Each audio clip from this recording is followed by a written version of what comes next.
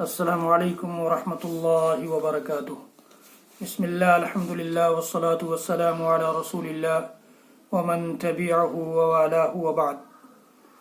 محترم سامعین، بزرگوں، دوستوں، بھائیوں، عزیزوں، ملت اسلامیہ کے نوجوانوں، اسلامی ماؤں اور بہنوں، آج کی ویڈیو میں افضل اعمال کی سیریز کے ایک سلسلے کے طور پر آپ کے سامنے ایک ایسے عمل کی فضیلت بیان کرنے جا رہا ہوں جس کو اللہ کے رسول صلی اللہ تعالیٰ علیہ وآلہ وسلم نے بڑا ہی افضل قرار دیا ہے،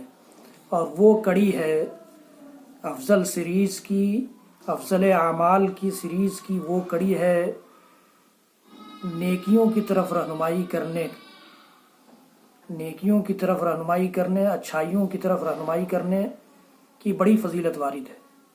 حضرت ابو سعید خدری رضی اللہ تعالیٰ عنہ کی وہ روایت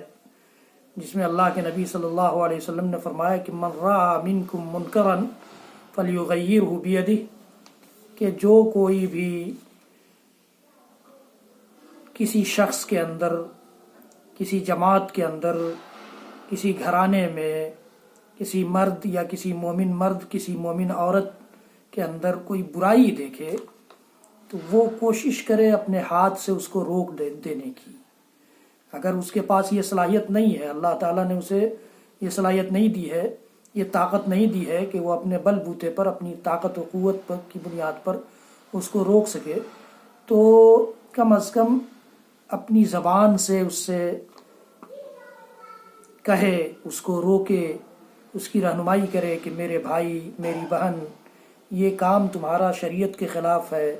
اللہ کے حکم کے خلاف ہے، اللہ کی ناراضگی کا سبب ہے، اللہ کی نافرمانی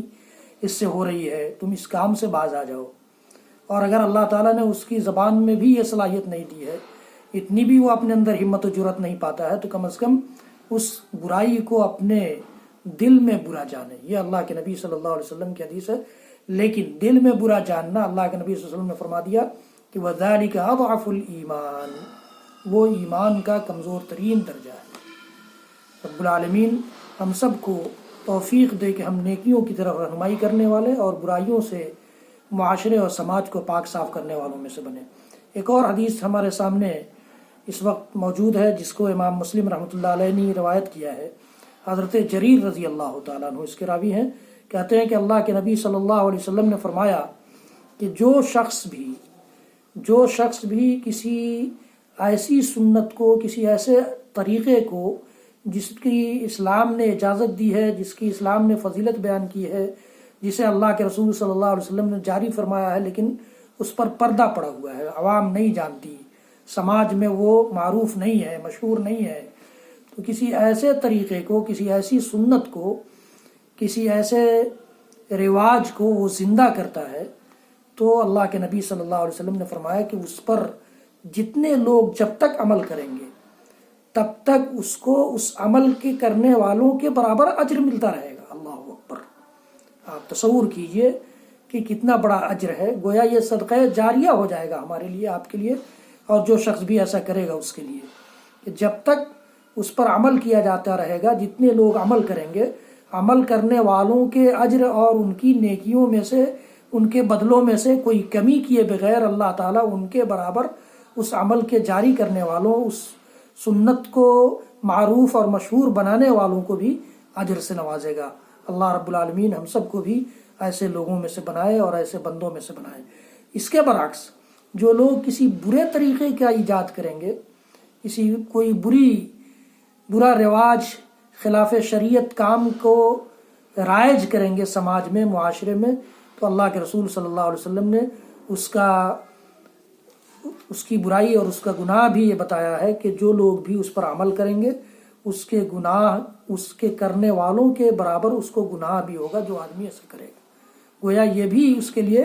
گناہ جاری ہو جائے گا، یہ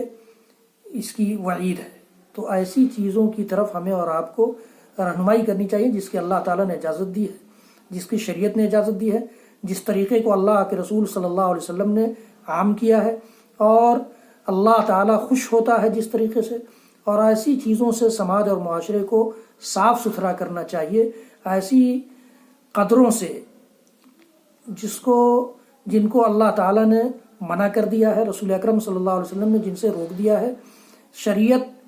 جس کی اجازت نہیں دیتی ہے، اللہ تعالیٰ کی نافرمانی جن سے ہوتی ہے، اللہ تعالیٰ جن قدروں سے ناراض ہوتا ہے، ایسی چیزوں سے سماج اور معاشرے کو روکنے کی ہمیں اور آپ کو کوشش کرنی چاہیے۔ اللہ تعالیٰ نے نبی اکرم صلی اللہ تعالی وسلم کی ایک اور حدیث،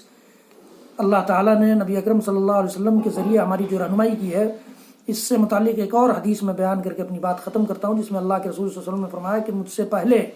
اللہ تعالیٰ نے جتنے انبیاء بھیجے، ہر نبی کے کچھ حواری، کچھ مددگار، کچھ صحابہ ہوتے تھے جو ان کی سنت پر عمل کرتے تھے اور ان کی بات مانتے تھے، اور اس کے بعد پھر اس جماعت کے گزر جانے کے بعد میں کچھ ایسے لوگ آئے جو ایسی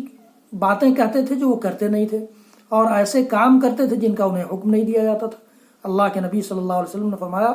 کہ جو لوگ ایسے لوگوں سے، ایسے نافرمان لوگوں سے، یا ایسے خود نئے طریقوں کو ایجاد کرنے والوں، یا انبیاء کی سنتوں کو مٹانے والوں، انبیاء کے راستے سے ہٹ کر کوئی کام کرنے والوں سے جہاد کریں، ہاتھ سے، یعنی ہاتھ سے ان کو روکنے کی کوشش کریں، تو وہ مومن ہے۔ جو اللہ کے رسول نے فرمایا کہ جو زبان سے ان کو روکنے کی کوشش کریں وہ بھی مومن ہے، جو دل سے ان کو برا جانے وہ بھی مومن ہے۔ اور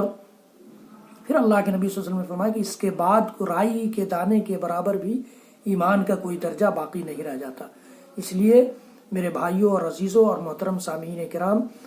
ہم اور آپ کوشش کریں کہ اس افضلیت کو، اس فضیلت کو حاصل کرنے والے بندوں میں سے بنیں، اور ہم کوشش کریں کہ اللہ تعالی ہم سب کو نیکیوں اور اعلیٰ قدروں کو سماج اور معاشرے میں عام کرنے والوں میں سے بنائے، اور برائیوں اور بری قدروں سے لوگوں کو روکنے اور سماج کو صاف ستھرا کرنے والوں میں سے بنائیں۔ اگر میرا یہ ویڈیو آپ کو پسند آئے تو اس کو ہم آگے بڑھائیں، لوگوں کو شیئر کریں، زیادہ سے زیادہ لوگوں تک پہنچائیں، تو یقین جانیے کہ یہ بھی ہمارے اور آپ کے لیے صدقہ جاریہ ہوگا۔ آپ کوشش کریں کہ اس کو زیادہ سے زیادہ دیکھیں، سنیں اور سنوائیں،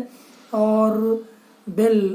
آئیکن پر بھی پریس کریں، اور ہمارے اس چینل کو سبسکرائب کریں۔ رب العالمین ہم سب کو کہنے سننے سے زیادہ عمل کی توفیق دے۔ وصلی اللہ تعالی علی نبینا محمد وعلی آلہ وصحبہ وسلم۔ سبحان ربک رب العزۃ عما یصفون وسلام علی المرسلین والحمد للہ رب العالمین، والسلام علیکم ورحمۃ اللہ وبرکاتہ۔